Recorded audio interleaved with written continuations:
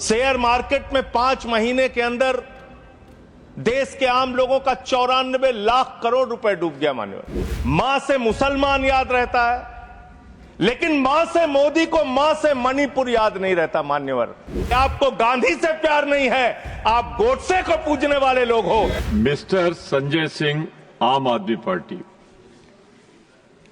धन्यवाद मान्यवर, आपने इस विषय पे मुझे अपनी बात कहने का मौका दिया।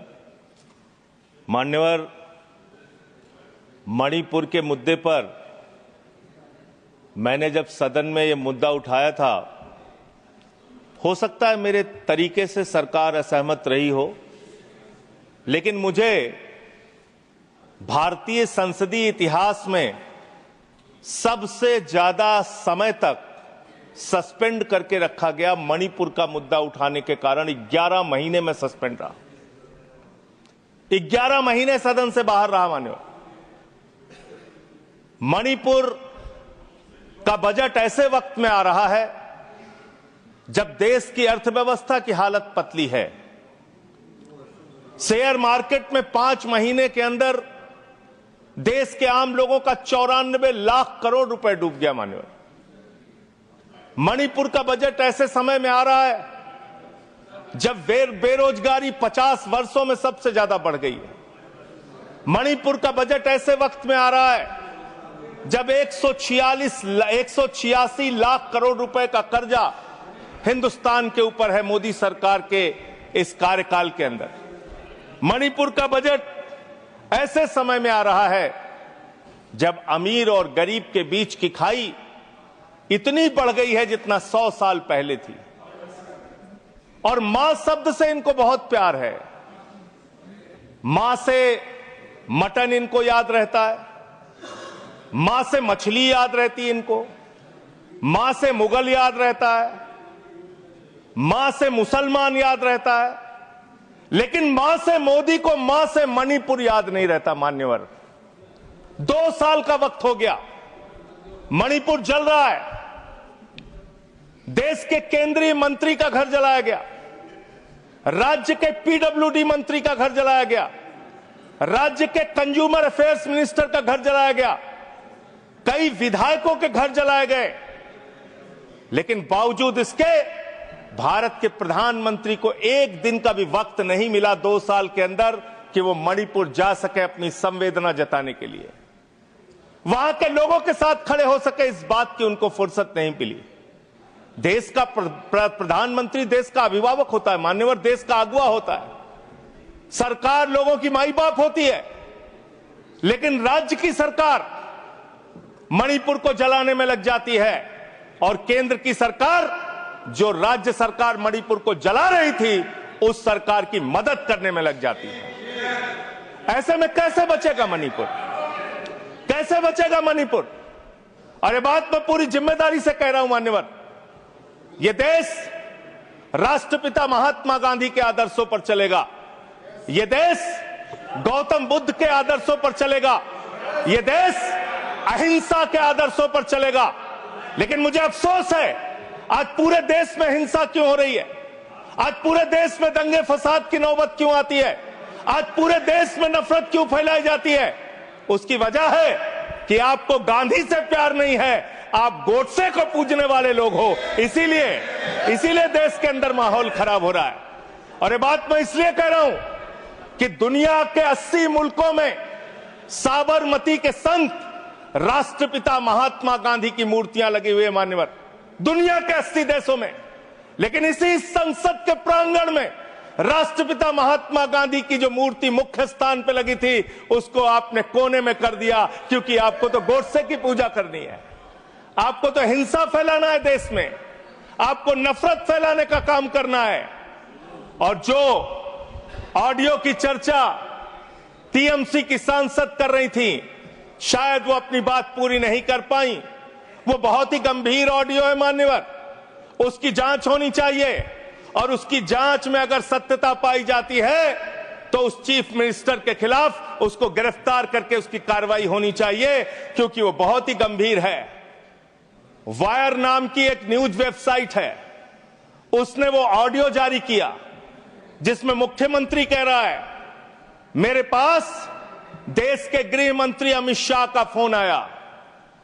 अमित शाह कहते हैं, बीरेन सिंह तुम बम मारता है, बीरेन सिंह तुम बम मारता है, चुपके से मारा करो। ये देश के गृह मंत्री और राज्य के मुख्यमंत्री के बीच की, देश के गृह मंत्री और राज्य के मुख्यमंत्री के बीच की चर्चा है। और ये ऑडियो सार्वजनिक होना चाहिए, इस ऑडियो की जांच होनी चाहिए, इस ऑडियो का पता लगना चाहिए कि वो जो मुख्यमंत्री बोल रहा था बीरेन सिंह, वो सच बोल रहा था या गलत बोल रहा था। पूरे देश को इसका पता लगना चाहिए। मान्यवर उस ऑडियो की जांच होनी चाहिए। मान्यवर, आप बजट की बात कर रहे हैं, मणिपुर के लिए आपने क्या किया? मान्यवर, राज्य सरकार को, केंद्र सरकार की जो राज्य सरकार को, मैं माननीय सदस्य, आपने जो कुछ भी कहा है उसे ऑथेंटिकेट करिएगा। ये ऑडियो सार्वजनिक है सर, ये ऑडियो सार्वजनिक है, इसको दिखा देंगे। सर, आपने ऐसा राज्य जो आज बदहाली में है, जहां पे लगभग 300 लोगों की जान जा चुकी है, 60,000 लोग बेघर हो चुके हैं, उस राज्य में जहां पे 5,000 घर जलाए गए लोगों को, उस राज्य में जहां पर 386 धार्मिक स्थान, जिसमें मंदिर है, चर्च है, मस्जिद है, तमाम धार्मिक स्थानों को जलाने का काम किया गया। आज उस राज्य को मदद देने की बात आती है, जब जो राज्य बाढ़ से प्रभावित रहा, जहां 18,000 लोग बाढ़ से प्रभावित हुए, 24,000 घर बाढ़ में बुरी तरीके से तहस नहस हो गए, 1.88 लाख लोग उस पूरे बाढ़ में उसकी चपेट में आए। मान्यवर, ऐसे राज्य को जब मदद देने की बात आती है तो मुझे बहुत अफसोस के साथ कहना पड़ता है, आपने बजट में जो बढ़ोतरी की है, 34,899 करोड़ का बजट 2024-25 में था, और उस बजट को रिवाइज किया आपने, बजट को कर दिया 32,656 करोड़ रुपए। और फिर उसी बजट को जब आप 25-26 में लेके आ रहे हैं तो मात्र 5.5% आपने बढ़ाया और उसको करके 35,103 करोड़ रुपए का बजट आपने किया। ये आपके मणिपुर के प्रति आपकी धारणा है, आपकी योजना है। आपने सेंट्रल केंद्र सरकार के द्वारा जो स्कीम चलाई जाती है, उसमें आपने मणिपुर के साथ कितना भेदभाव किया है, उसकी एक तस्वीर आपके सामने रखूंगा। प्रधानमंत्री आवास योजना में 72% पैसा आपने कटौती किया, आयुष्मान भारत योजना में 78% पैसा आपने कटौती किया, ओबीसी स्कॉलरशिप में 58% पैसा आपने कटौती किया, राष्ट्रीय ग्राम स्वराज अभियान में 42% पैसा आपने कटौती किया, प्रधानमंत्री गरीब कल्याण अन्न योजना में 60% पैसा आपने कटौती किया, राष्ट्रीय कृषि विकास योजना में 20% पैसा आपने कटौती किया, बेटी बचाओ बेटी पढ़ाओ अभियान में उस राज्य के अंदर जहां पे महिलाओं के साथ रेप की घटनाएं हुई, बलात्कार की घटनाएं हुई, उस राज्य के अंदर जहां एक कारगिल योद्धा की पत्नी को निवस्त करके घुमाया गया, उस राज्य में बेटी बचाओ बेटी पढ़ाओ के नाम पे आपने 49% बजट में कटौती करने का काम किया। वहां पर आंगनबाड़ी सेंटर्स में 93% बजट में कटौती करने का काम किया। आपने शेल्टर जो वहां पे बनाने थे लोगों के लिए, उसमें 73% बजट में कटौती किया। शक्ति सदन सामर्थ्य योजना में 60% आपने बजट में कटौती किया। साक्षी निवास सामर्थ्य योजना में 81% बजट में कटौती किया। ये आपकी सेंट्रल स्कीम है जो आपने राज्य सरकार के साथ भेदभाव किया और वहां पे कटौती करने का काम किया। क्यों ऐसा कर रहे हो आप? आपने मणिपुर को 2 साल तक जलाया। आप देश भर में नफरत फैलाने का काम करते हैं। आपका ध्यान देश की अर्थव्यवस्था पे नहीं, देश की बेरोजगारी पे नहीं, किसानों पे नहीं, महंगाई पर नहीं। आप दिन रात औरंगजेब औरंगजेब औरंगजेब औरंगजेब, जनता कह रही है कट गई जेब, कट गई जेब, कट गई जेब, लोगों की जेब कट रही है, आप औरंगजेब औरंगजेब औरंगजेब चिल्ला रहे हैं। अरे हिंदुस्तान की चिंता करो, हिंदुस्तान की चिंता करो, राष्ट्रपिता महात्मा गांधी की चिंता करो, गोडसे के रास्ते पर मत चलो, गोडसे के रास्ते से ये देश आगे नहीं बढ़ेगा, गांधी के आदर्शों पर ये देश आगे बढ़ेगा।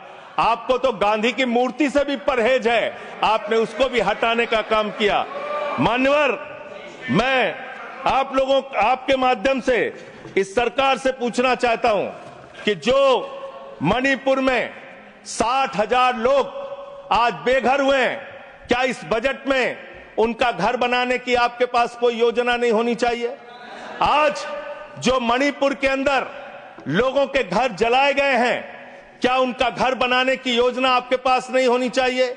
आपने बजट में कोई प्रावधान उनके लिए नहीं रखा, आपने कोई चिंता मणिपुर के लोगों के लिए नहीं की। दो समुदायों के बीच में अगर झगड़ा हो रहा था तो राज्य के मुख्यमंत्री को, देश के प्रधानमंत्री को उनके बीच सामंजस्य पैदा हो, उनके बीच एकता भाईचारा पैदा हो, इसलिए उस राज्य में शांति की स्थापना के लिए काम करना था, लेकिन आपने वो काम नहीं किया।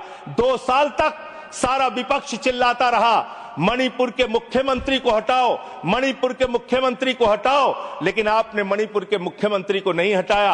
आप राष्ट्रपति शासन तब लगा रहे हैं जब वो ऑडियो बाहर आता है, जब उस ऑडियो का संज्ञान लिया जाता है, जब ये चर्चा होने लगती है कि अगर इस ऑडियो की असलियत खुल गई तो न सिर्फ राज्य सरकार के मुख्यमंत्री की बल्कि केंद्र के बड़े बड़े नेताओं की भी कलई देश के सामने खुल जाएगी। इसलिए मान्यवर, मैं आपके माध्यम से इतना ही इस सरकार से कहना चाहता हूं कि आप कृपा करके इस देश का माहौल खराब करने की कोशिश मत कीजिए, मणिपुर की चिंता कीजिए, मणिपुर में कैसे लोकतंत्र की बहाली हो इस बात की चिंता कीजिए। आपने राष्ट्रपति शासन लगा दिया, यह बहुत दुर्भाग्यपूर्ण है मान्यवर कि मणिपुर का बजट पार्लियामेंट में चर्चा हो रही है, मणिपुर का बजट मणिपुर की विधानसभा में चर्चा होती, मणिपुर के बजट के बारे में योजनाएं मणिपुर की विधानसभा में चर्चा की जाती, लेकिन यह दुर्भाग्यपूर्ण है कि मणिपुर का बजट देश की संसद में हम सब लोगों को चर्चा करनी पड़ रही है। वहां लोकतंत्र की स्थापना के लिए पहल कीजिए, वहां शांति की बहाली के लिए पहल कीजिए, क्योंकि लोकतंत्र अगर खत्म होता है, लोकतंत्र का अगर गला घोटा जाता है मान्यवर, तो तानाशाही आती है, और तानाशाही किसी भी दृष्टि से किसी भी देश के लिए अच्छी नहीं है। अगर तानाशाही आती है तो वहां दंगे होते हैं, फसाद होते हैं, नफरत होती है, दो समुदायों के बीच में झगड़ा होता है, तो लोकतंत्र की बहाली मणिपुर में कैसे होगी? मणिपुर को कैसे अधिक से अधिक आर्थिक सहयोग आपकी तरफ से दिया जा सकता है, इसके बारे में सरकार को चिंता करनी चाहिए। और प्रधानमंत्री जी फिर मां से मॉरिशस में हैं, मां से मणिपुर कब जाएंगे, इस बात का इंतजार देश की जनता को है कि अब आपको कोई वीजा नहीं चाहिए मणिपुर जाने के लिए। आप अमेरिका चले जाते हैं, लंदन चले जाते हैं, आप पूरी दुनिया घूम लेते हैं, आप कतर हो आते हैं, आप दुबई हो आते हैं, कतर के शेखों को गले भी लगाते हैं, जैसे कुंभ के मेले में बिछड़े हुए भाई हैं, इस तरीके से कतर के शेखों को आप गले लगाते हैं। ऐसे ही गले आप मणिपुर के भाइयों को भी लगाइए, मणिपुर के लोगों को भी लगाइए, उनको भी अपना सहारा दीजिए। आप देश के प्रधानमंत्री हैं, देश के अभिभावक हैं, और इस सरकार से मैं अंत में फिर से यही कहूंगा आपके माध्यम से कि मणिपुर की चिंता करो और देश में माहौल खराब करने के काम बंद कर दो। नफरत फैलाने से देश आगे नहीं बढ़ेगा। मोहब्बत की बुनियाद पर हिंदुस्तान आगे बढ़ेगा, नफरत की बुनियाद पर हिंदुस्तान आगे नहीं बढ़ेगा। बहुत बहुत धन्यवाद माननीय। Thank you. Mister Gola Babu Rao.